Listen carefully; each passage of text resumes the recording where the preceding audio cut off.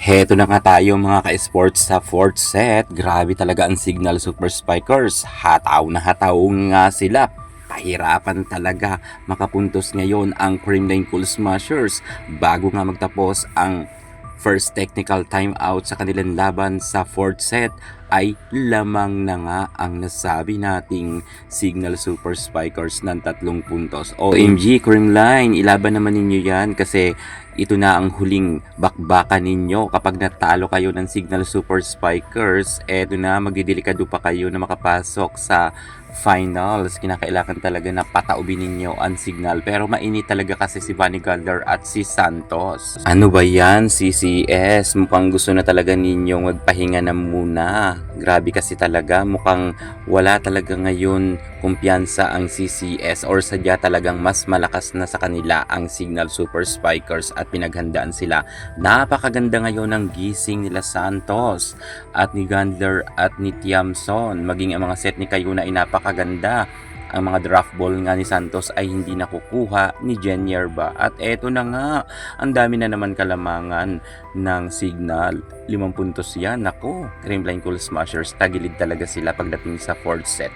Kinakailangan talagang mga magic set ni Gia Amazing. Nasaan na kaya yon? Yan ang hinahanap natin. 5 puntos, 6 na puntos na kalamangan ng Signal Super Spikers ay ginawan ng paraan ito nila BDL at MB Fonts. Kahit papaano ay medyo nabawasan ang kalamangan ng Signal Super Spikers at medyo nakadikit nga sila. Lalo't ngayon ay medyo nagkaka-error rin ang Signal Super Spikers pero maganda rin ang nilalaro ngayon ni BDL pagdating dito sa fourth set. At napa-time out na nga dito si Coach Shaq De Los Santos. Sabi nga ni Coach, hayaan lang raw ang mga fans ng CCS na mag-ingay. Mag-focus lang raw ang kanyang team sa paglalaro sa loob ng court. Super dami naman talaga kasing mga fans ng CCS. Talagang nagsisigawan sila.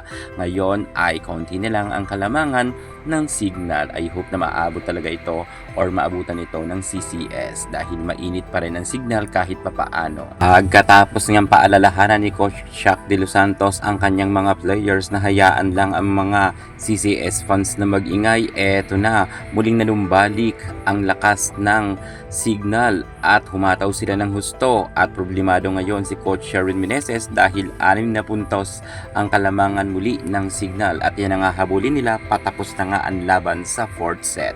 Wala talaga mga ka-CCS natin dyan. Talunan talaga tayo ngayon. Wala. Grabe ang init ngayon ni Vanny Gandler. Sinabayan pa yan ni Doria kung kaya wala talagang pag-asa ang Creamline Cool Smashers. Same lang po to.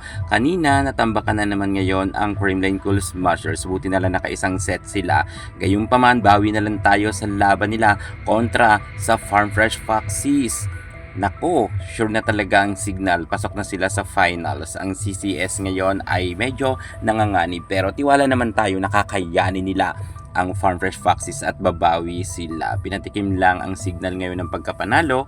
Gayunpaman, congratulations pa rin para sa Signal Super Spikers. At least naman para naman mag-champion naman sila dahil wala pa silang champion.